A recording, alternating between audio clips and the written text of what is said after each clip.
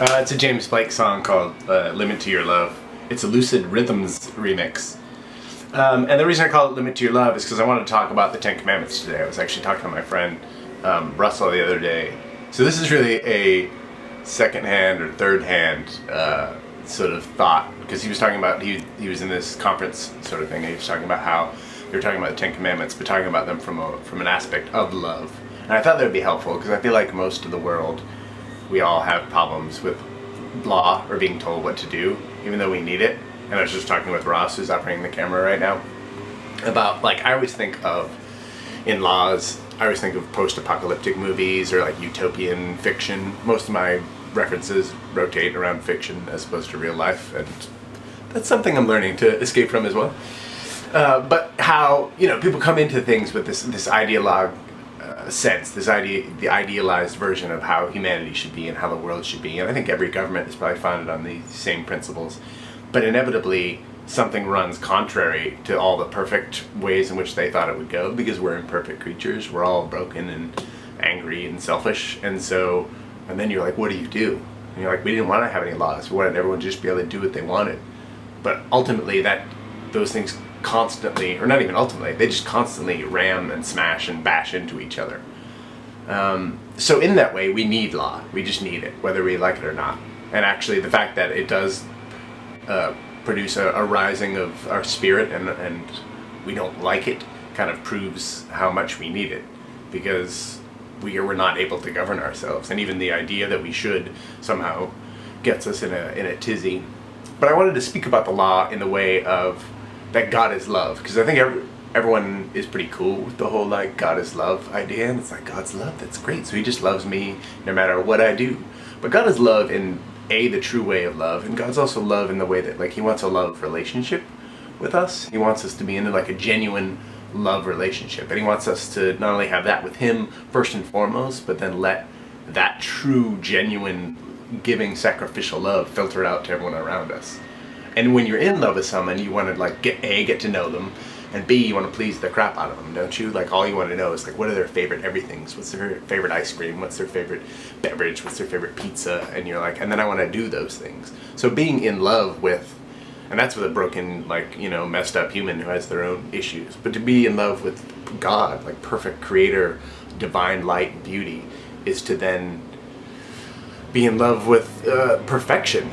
And then to find out what perfection loves. And then the beauty of God as well is that he didn't just leave us going, hey, I want you to know how I want to be loved, but I will never tell you. So he actually tells us. And so I just want to break down all the Ten Commandments and kind of like phrase them as love things. So that way we can just let love and law kind of blend together, as opposed to just being like, if God loves me, then he's just going to love me no matter what I am. Because eventually what you are is going to suck. And it probably already does. I know it is in me, and I'm not just the worst person, so it's just gotta get better. So, number 1, you shall have no other gods before me, which, very simply, the first 4 commandments, by the way, more than almost half, basically, of how we are to govern our lives is in relation to love of God, which I think most of us tend to ignore. I think we tend to just go, how about just how I treat me and how I treat others? Let me just handle that for a while. But the key thing here is to really get surrendered, and get out of your own way. Stop trying to be God. You're not God. Just wake up to it and let's move on from there, because it's much easier. It's so much easier. So, love God. If you love God, you'll worship him alone. That's pretty simple. Like, you're in a monogamous relationship with the creator of the universe. Don't get all poly with God. It really doesn't work. Let's get singular. Let's get focused. 2, no graven images. You're not supposed to make any graven images. And that's really not so much about not making statues or art. I know in ancient Judaic culture that's how they took it. But it's more about, if you love God, who is eternal and spiritual, and has exhibited himself in pleasures and delights of the world. But if you love the eternal, you won't worship the temporal, whether that be a physical thing, whether that be money, sex, blah, blah, blah, whatever. 3, do not take the name of the Lord in vain. That's pretty simple. Like, if you love God, then even his name is beautiful on your lips. And I've certainly experienced some of my most palpable, like, physical presences of God, often through, and I'm a speech person, so maybe that's why for me, but literally just through the name of God. The name of God has power in it. And it's a beautiful thing, and you would never use it for anything other than its beautiful intended purpose. Why use anything that's beautiful for anything other than beautiful things? That one's actually pretty practical. I don't need to break that down. Number 4, remember the Sabbath and keep it holy. This actually should be the easiest one, because it's really telling you to rest, to stop working. I don't know about you, I don't like to work. Ross is running the camera, and I know Ross is totally down with being an international man of leisure as well. This is just awesome. If you love God, you will have faith that you can take a day off and you're going to survive and He will take care of you. And have faith and rest in Him, and a day of just purely honoring God, giving Him one day a week. It's pretty simple. Think how many days a week we give that leaves us for ourselves. It's actually totally unfair. God is continually unfair in a very merciful and just way. So, like, His law is a pretty simple trade-off. 5, honor your mother and father. I know this is hard, especially if your mom and dad kind of suck.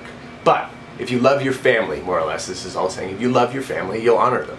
You will do your best for them. Maybe they need your help more than they can help you. And I'm sorry for that, because it's not how it should be. But this is literally just honor that which God gave you. He gave it to you for a reason. He gave you the people in your life, in your immediate family, for a reason.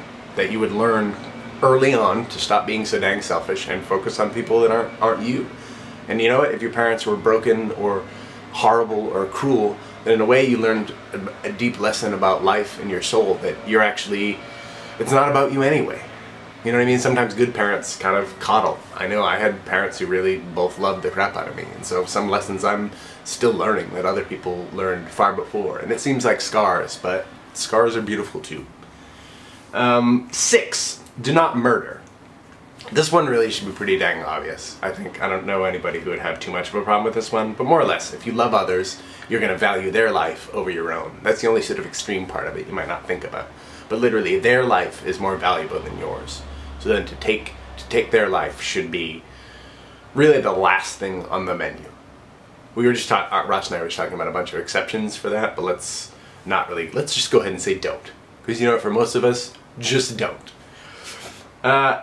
Do not commit adultery. This one can get pretty deep, so I'll keep it simple, and I might go back through all these like one by one over this week. We'll see how that goes.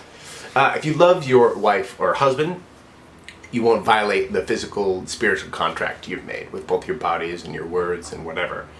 And I truly believe that this exists not only like once you're married, but literally even before you're married. That we exist in a temporal time stream. Let's get a little Einstein on that ass or whatever, but we exist in a temporal, time stream, in a singular time stream. But we know already, like even in our limited understanding of it, that time really isn't as linear as we perceive it. So you were all designed either to be with someone in a spiritual, physical, married sort of way. And so your husband, wife that you will have or already have is kind of always there. It's always there. It always exists in time. You just literally have to catch up to it. So adultery is literally saying you were designed for that person, to pursue physical and spiritual consecration with that one person. And so if you love that person, you would do exactly that. Again, whether you're in it or whether you're to be in it, because that's the person you're designed for. Everything else is, again, less than. Everything else is not that singular, beautiful intention. We're unfocused people. I know I certainly am. Number 8, do not steal. Again, that's probably a pretty simple one. Although I think we tend to justify. I know I have when I've worked for employers or whatever. I'll be like, this stapler is awesome. I consider myself to have earned this stapler. But more or less, if you love others, you will honor them and their possessions. It kind of leads into the last one too, so we'll get more into that. Number 9, do not bear false witness. Another one I think we should totally be on board with. If you love your neighbor or the truth, then you'll only report what you've truthfully witnessed. You won't, more or less it's another version of just do not lie. If you love your neighbor, you will celebrate themselves. Thou shalt not covet. This is the do not steal one. If you love your neighbor, you will celebrate them and their blessings and actually desire them to do better and have more than you. Let's just let that sink in for a second, right?